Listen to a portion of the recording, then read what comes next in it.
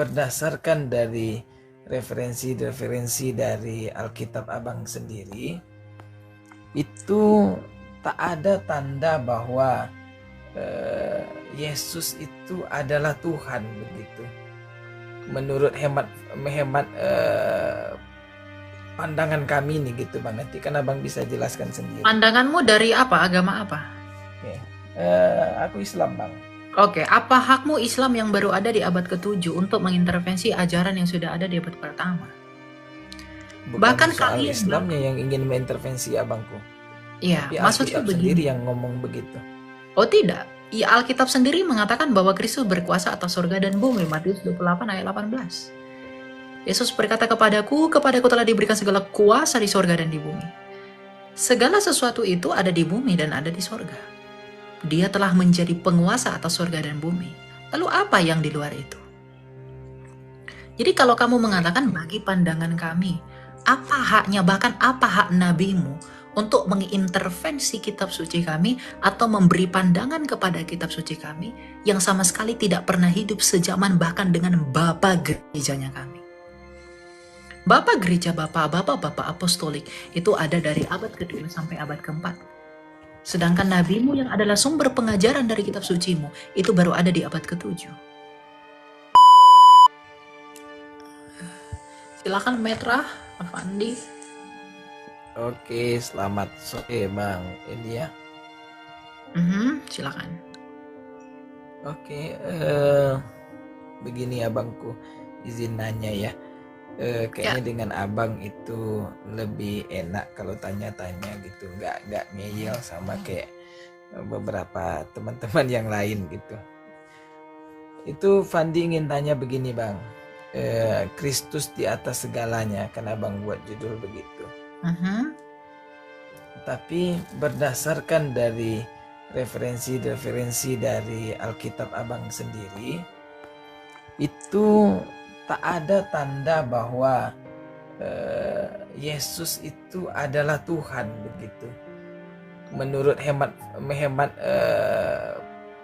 pandangan kami nih gitu Bang. Nanti kan Abang bisa jelaskan sendiri. Pandanganmu dari apa? Agama apa? Oke. Aku Islam Bang. Oke, apa hakmu Islam yang baru ada di abad ke-7 untuk mengintervensi ajaran yang sudah ada di abad pertama?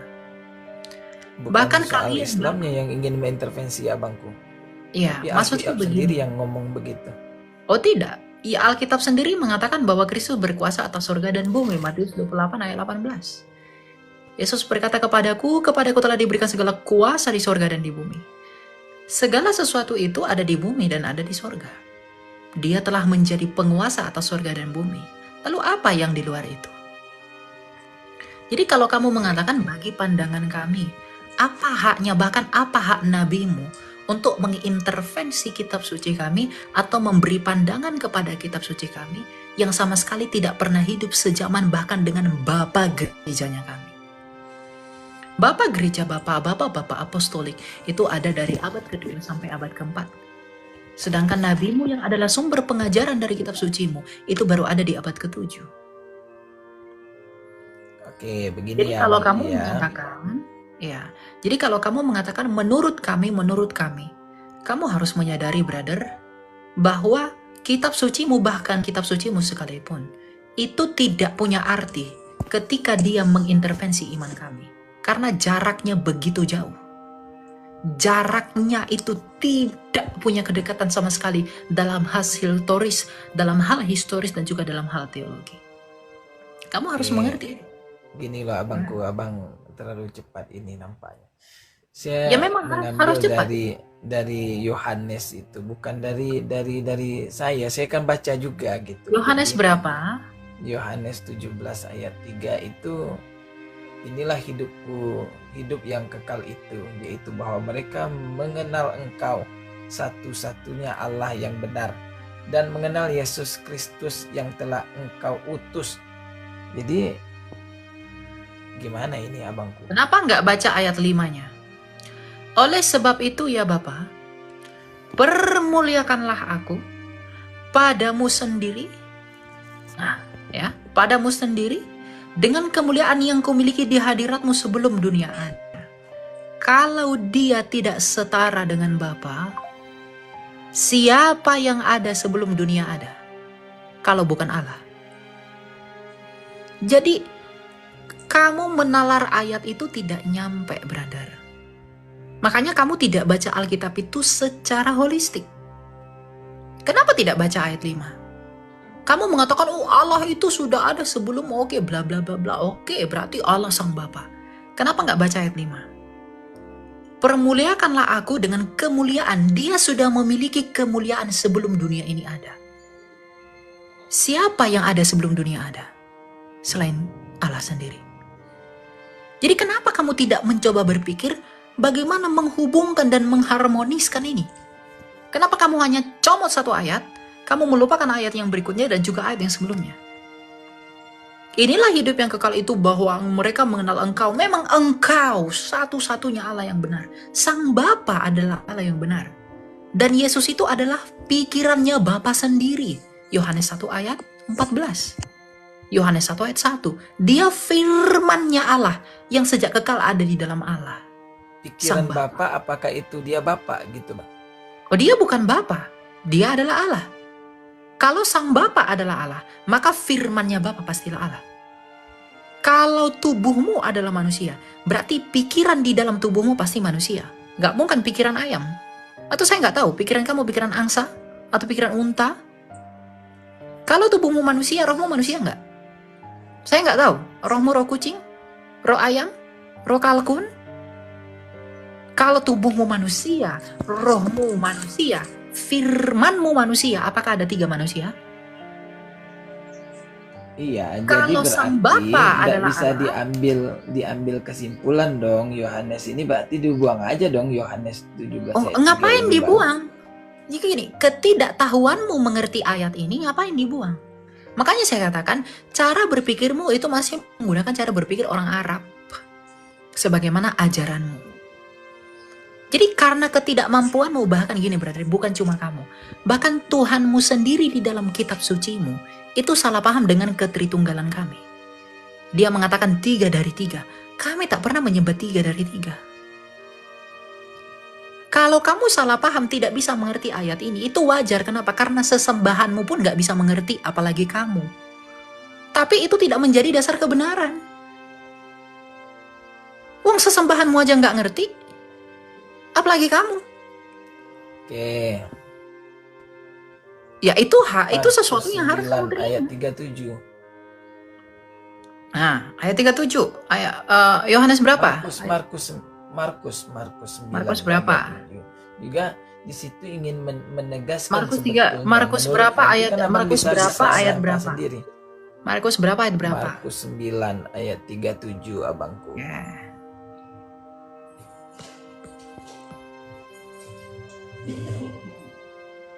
Oke. Barang siapa menyambut seorang anak seperti ini di dalam namaku, ia menyambut aku. Dan barang siapa menyambut aku, bukan aku yang disambutnya, tetapi dia yang mengutus aku. Betul. Dengan menyambut Yesus yang adalah firman Allah, dia menyambut Bapa. Kalau kamu menyambut ucapanku, kamu menyambut aku enggak? Kalau saya bilang, selamat siang Metra Alfandi.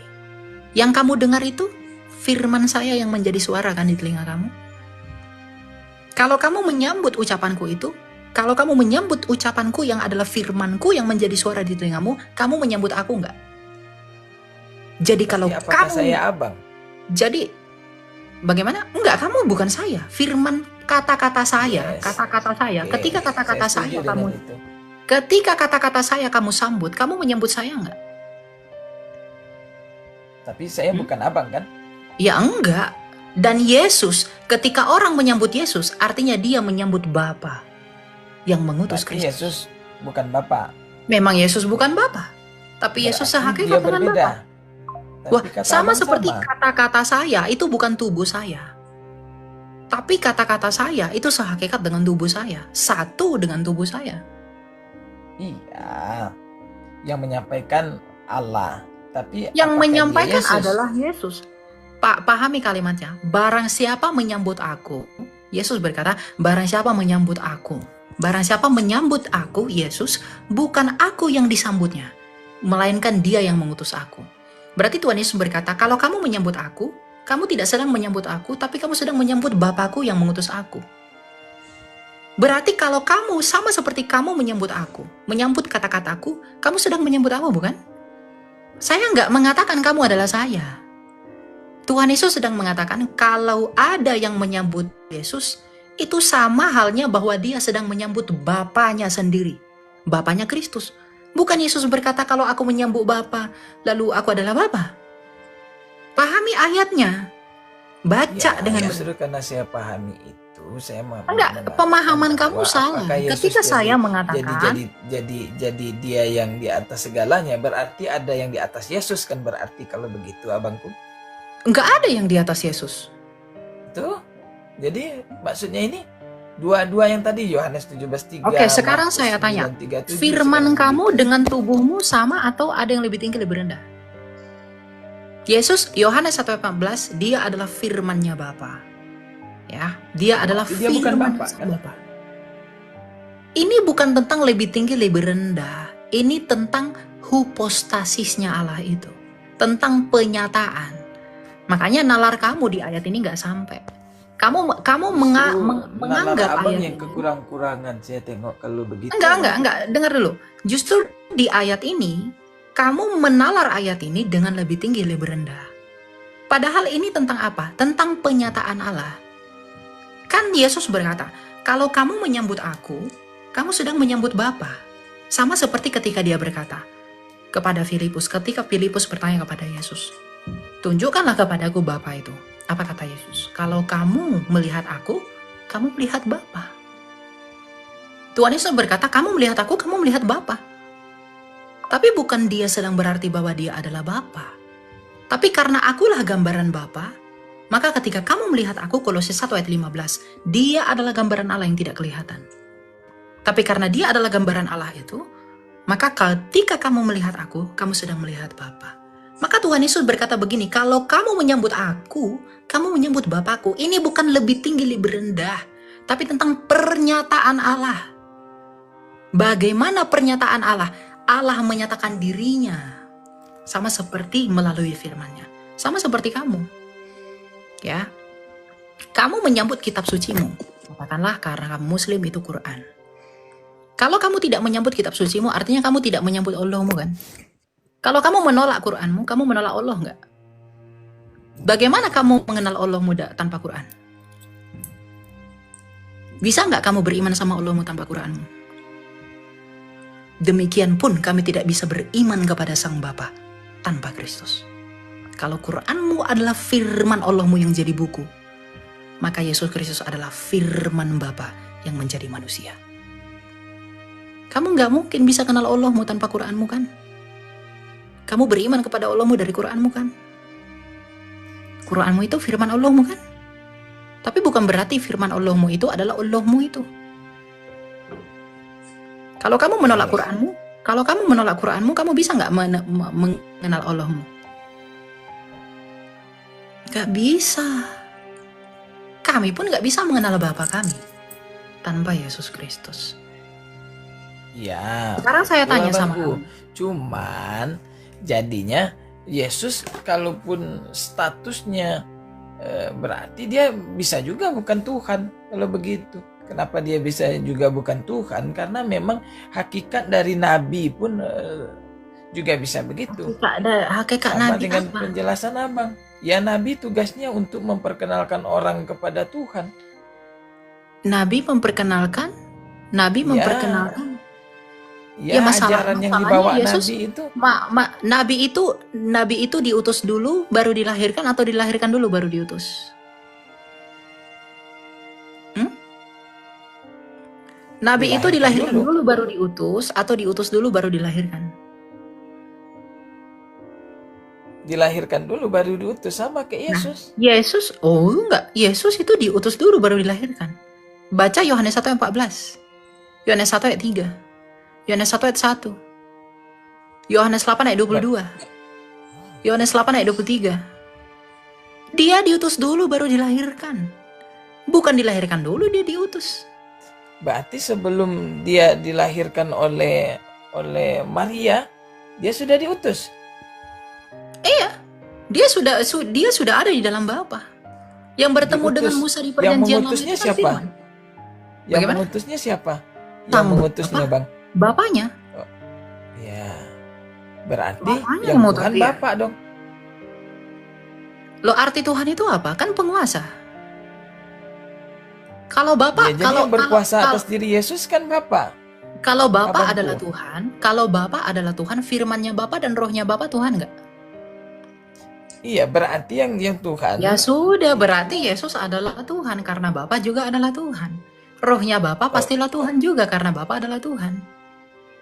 Berarti sebelumnya Yesus lebih diutus lebih dulu. Oke, kita pakai nih jalan pikiran Yesus Abang kan, berdasarkan- Yesus itu, dengar ya, Yesus itu diutus dulu, baru dia datang ke Ya. dunia menjadi manusia. Jadi datangnya dia menjadi manusia itu karena diutus dulu, karena sebelumnya dia bukan manusia. Firman Allah menjadi manusia itu adalah bukti bahwa memang Yesus itu mulanya bukan manusia. Ketika dia menjadi manusia, berarti sebelumnya dia bukan manusia. Ya, Maka dia ketika diutus. firman Allah itu yang datang, mengutus siapa? Yang Bapa. mengutus Sang Bapa. Tadi saya sudah mengatakan, yang mengutus adalah Ya. Sang Bapa. Berarti Karena Sang Bapa adalah Tuhan, maka firman-Nya Bapa pastilah Tuhan dan rohnya Bapa pastilah Tuhan. Kalau kamu ustadz, yang ustadz itu rohmu, jiwamu, atau tubuhmu? Gelar ustadz itu kan gelar, Tuhan juga gelar. Mana yang ustadz?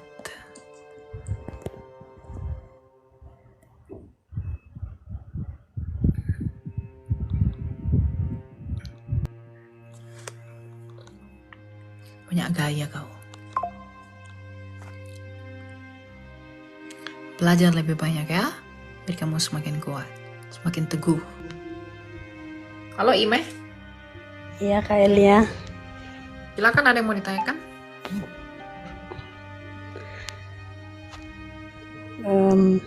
Mau bertanya nih Kak Elia.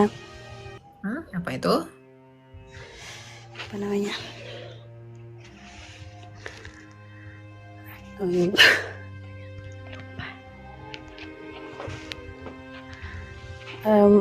Aku kan kerja sama orang-orang Muslim nih. Aku ditanya, Yesus itu apa namanya? Apakah Yesus itu Nabi Isa atau bukan? Oke. Ya. Kalau mereka bertanya apakah Yesus itu karena mereka dari agama seberang, tentunya Iya. Nabi Isa yang mereka maksudkan itu adalah Nabi Isa dari kitab mereka, bukan? Nah, Iya.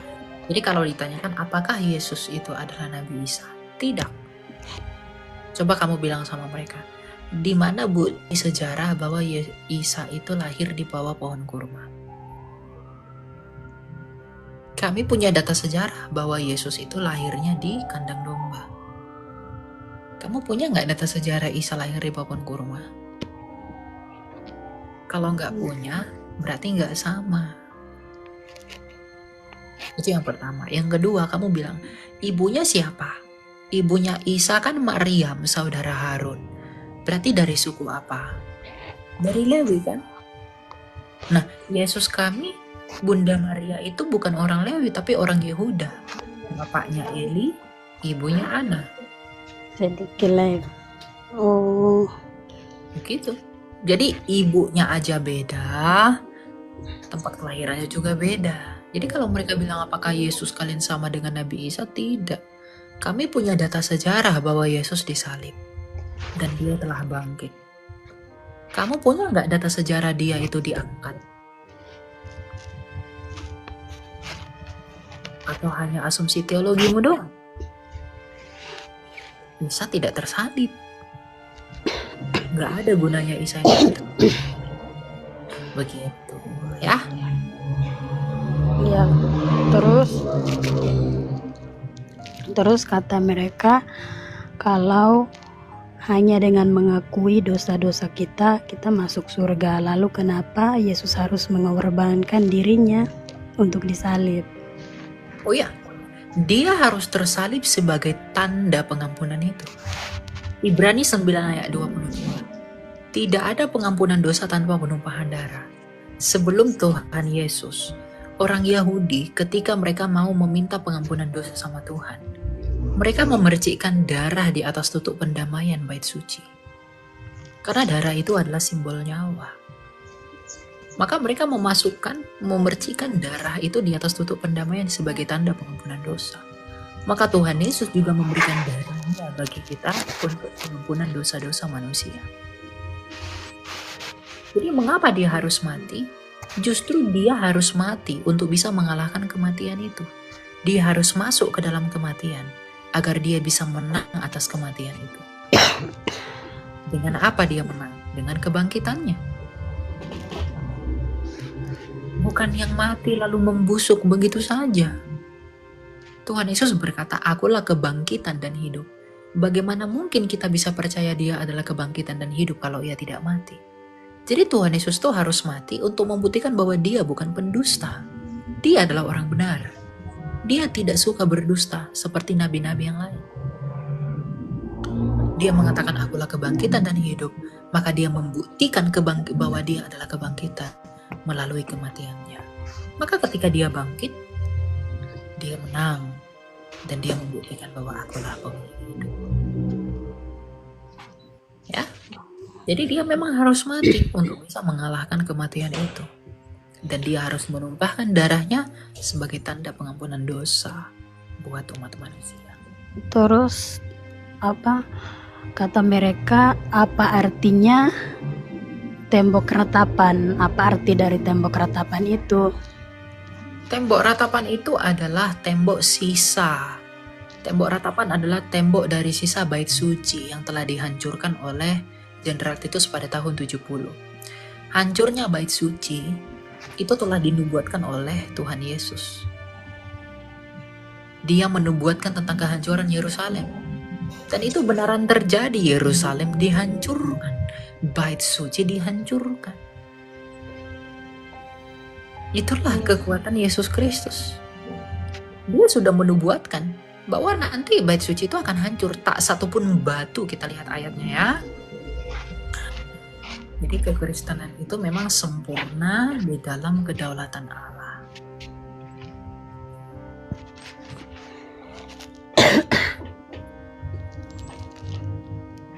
Oh iya ya. Lihat dalam Lukas 21 ayat 6. Apa yang kamu lihat di situ, akan datang harinya di mana tidak ada satu batu pun akan dibiarkan terletak di atas batu yang lain. Semuanya akan diruntuhkan. Tuhan Yesus mengatakan bahwa bait suci itu nanti akan dihancurkan.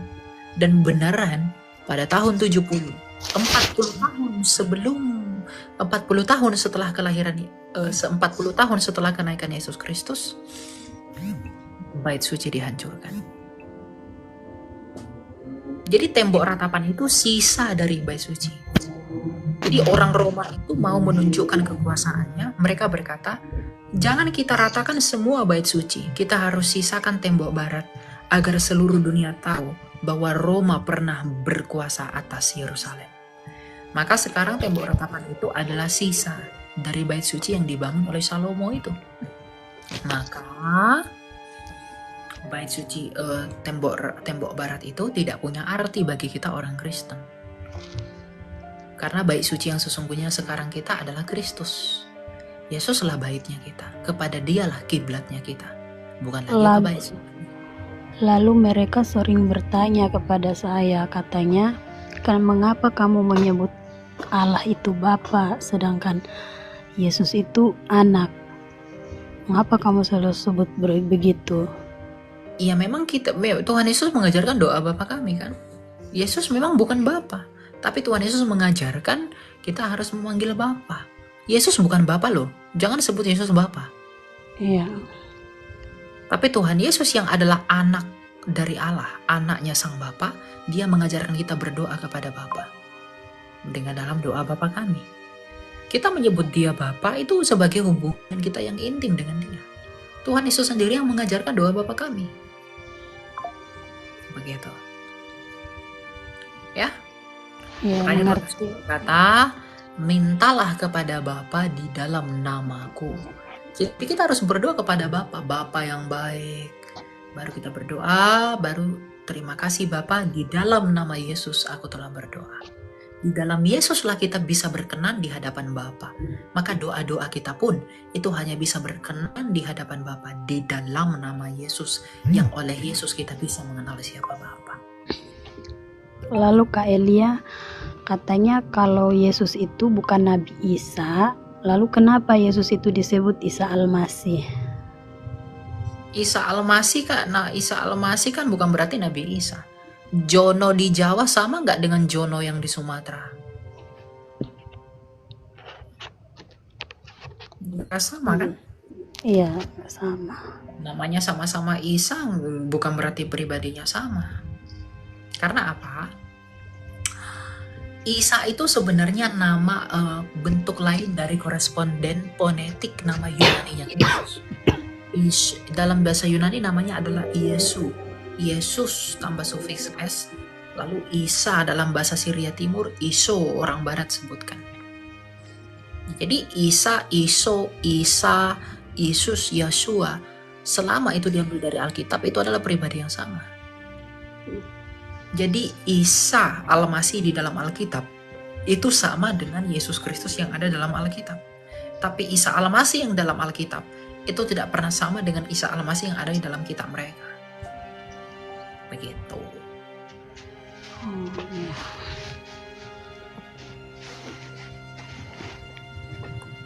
Itu ya. Iya Kak Elia, sudah mengerti. Soalnya saya tinggalnya sama orang-orang Arab, turunan-turunan Nabi Muhammad. Jadi mereka selalu bertanya tentang agamaku. Jadi kamu terus tetap doakan dan juga injili mereka ya. Iya, makasih Kak Elia. Oke, semangat selalu ya. Silakan Momi Yui. Halo Kak, halo Adek. Oh ya, silakan. Ada yang mau ditanyakan? Dek, saya mau bertanya satu ya. Jadi saya ini kan dari saya kecil, dari saya remaja sampai saya dewasa, pokoknya sebelum saya nikah saya itu pelayanan terus di gereja dan berdoa terus untuk kehidupan saya selanjutnya ketika saya berkeluarga atau saya punya anak. Nah, pada suatu hari saya itu hamil anak pertama. Waktu itu 3 bulan itu saya nggak tahu ternyata saya itu hamil, tapi saya lagi bangun rumah gitu. Saya itu kayak ngecat rumah sendiri atau gimana. Nah, jadi waktu itu anak saya itu didiagnosa disabilitas gitu, Kak. Nah, jadi disabilitasnya itu kelihatannya tangan kirinya nggak ada. Kelapaknya, maksudnya tapak tangan kirinya nggak ada. Jadi waktu itu ketika anak saya lahir benar saja gitu kan Kak. Tapi puji Tuhannya anak saya itu bagian organ dalam atau apa itu baik aja. Cuma di tapak tangan kirinya aja. Karena waktu masa pertumbuhan itu terkontaminasi dengan bau-bau cat atau thinner yang saya hirup gitu. Pada saat saya nggak tahu trimester pertama itu saya hamil. Nah jadi menurut kakak kenapa ya? Kok bisa gitu? Anak saya kena imbas seperti itu. Tapi sekarang anak saya sudah 3 tahun dan anak saya sudah bisa membaca gitu. Ternyata anak saya semakin kesini, semakin dia bertumbuh, dia semakin pintar, sudah bisa berdoa sendiri. Kata teman-teman saya, anak saya ini cerdas. Kayak punya kelebihan sendiri dia dibandingkan teman-teman yang seusianya gitu Kak. Mohon bantu jawab ya Kak. Oke. Ya. Mengapa anak itu bisa dalam keadaan menderita? Tentu ya, dalam Roma 6 ayat 23, penderitaan itu semuanya oleh karena dosa. Sejak semula Allah kita itu tidak pernah menciptakan kita untuk menderita, tetapi dosalah yang membuat kita menderita. Sama seperti awan, hujan yang turun dari awan. Maka upah dosa itu pun, itu acak kepada semua orang. Ada anak yang terlahir cacat, ada anak yang terlahir kurang ini, kurang itu, dan segala macam. Tapi itulah bukti dosa, bahwa dosa itu memang ada dan berkuasa. Apakah itu Jadi, karena dosa saya atau dosa apa gitu, Kak? ya, karena kamu sendiri yang mengatakan karena chat dan lain sebagainya, kesalahan itu yang membuat itu ada. Gitu. Jadi, tapi pada hakikatnya semua penderitaan itu datang dari dosa. Bisa dari dosa siapapun bisa. Nah, kuasa dosa itu yang membuat kita menderita. Begitu. Jadi kamu nggak perlu merenungi dirimu atau menyesali, nggak perlu. Karena semua orang itu menderita. Hanya saja penderitaannya berbeda-beda. Nggak ada yang nggak menderita. Jadi jangan seakan-akan kamu, aduh kenapa ya Tuhan ini begini, atau kenapa ya jadi begini, enggak. Justru karena dosa itu ada, itu membuktikan bahwa penderitaan itu ada, itu membuktikan bahwa dosa itu memang ada. Dan bagaimana cara kita agar dipulihkan dari dosa itu? Datang kepada Kristus. Manusia yang diciptakan oleh firman Allah, yang telah rusak oleh karena dosa, maka firman Allah sendiri yang memulihkan ciptaan itu. Yesus Kristusnya adalah firman Allah menjadi manusia. Dia datang ke dunia ini memulihkan manusia. Jadi sang firman itu turun untuk memulihkan apa yang diciptakan oleh firman. Allah berfirman, Allah menciptakan segala sesuatu oleh firman, maka dipulihkan juga oleh firman-Nya. Ya, jadi penderitaan itu ya jangan dibilang kenapa Tuhan itu begini, kenapa Tuhan begini, kenapa. Tidak boleh, semua orang menderita kok. Gak ada yang gak menderita. Oh ya, benar Kak. Terima kasih ya Kak. Terus saya juga mau bertanya nih Kak. Kan banyak nih orang ini meragukan Yesus itu sebagai Tuhan dan Juru Selamat. Dan mengatakan bahwa Yesus itu Nabi. Dan banyak juga orang menghina bahasa roh. Seperti itu kan Kak. Nah saya itu bertanya, kenapa Tuhan itu Kak mau menyelamatkan manusia yang hina? Kenapa Tuhan gak selamatkan malaikat aja? Kan malaikat itu punya kemampuan gitu kan. Punya kekuatan. Kenapa harus manusia yang lemah ini Kak yang diselamatkan? Karena saya lihat itu Tuhan itu kan pernah marah gitu dengan manusia, menghukum manusia dengan air bah, terus menurunkan api di Sodom dan Gomora. Tuhan itu berkali-kali sakit hati dengan keberadaan manusia gitu. Kenapa Tuhan harus menyelamatkan kita gitu Kak? Ya karena kita dikasihi sama Dia.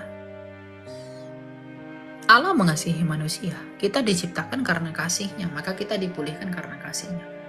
Tapi apakah itu berarti bahwa malaikat juga tidak diciptakan karena kasih-Nya? Malaikat juga dicipta karena kasih-Nya. Tapi malaikat itu makhluk roh. Ketika mereka berdosa, maka dosa mereka menjadi immortal, tidak terampuni lagi. Manusia itu bukan makhluk roh, kita punya tubuh. Maka Kristus datang menjadi manusia, bersatu dengan tubuh untuk memulihkan manusia.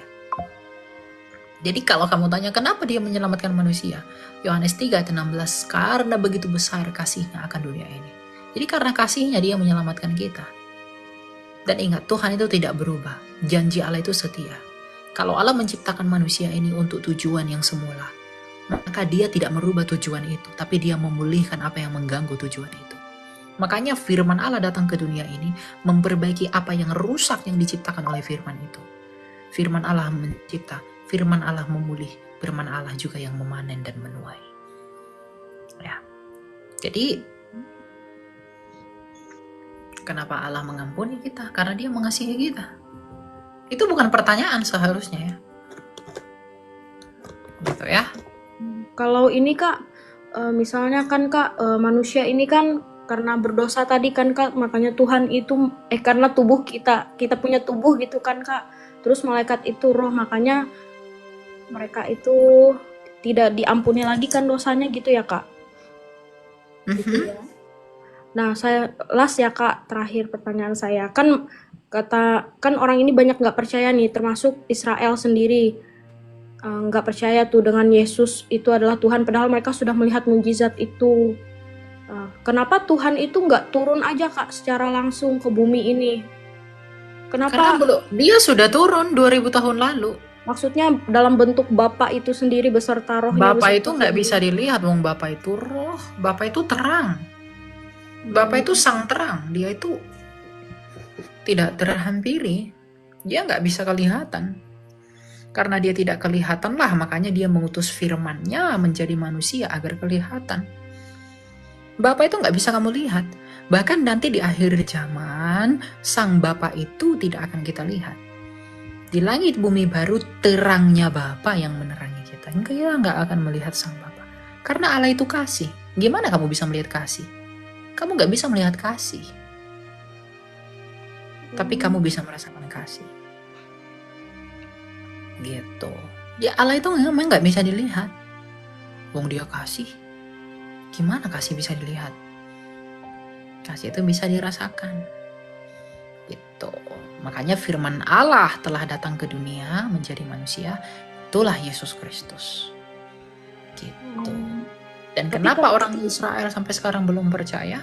Ya, Karena mereka masih degil hatinya. Tidak mau percaya. Mereka sombong. berarti apa yang mereka sebenarnya harapkan kepada Yesus ini, misalnya kan Yesus itu sudah banyak buat mukjizat, sudah bangkit dan naik ke sorga. Terus apa yang bangsa Israel ini sebenarnya harapkan gitu Kak dari Yesus ini supaya mereka tuh mengakui Mereka bahwa itu Mesias?